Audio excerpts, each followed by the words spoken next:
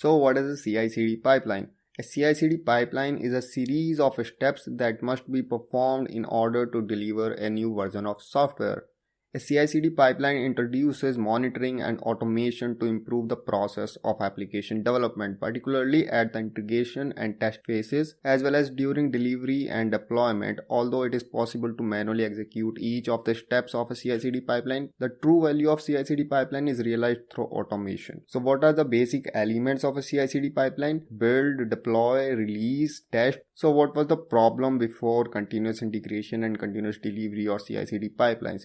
So some problem was like manual builds, so manually compiling source files, packaging them and updating databases schemas cost software teams a lot, both in terms of development effort as well as development time and cost. The second problem was unhappy clients. Any software application that is developed with a longer periods between integration is sure to make it exponentially more difficult to find and fix problems.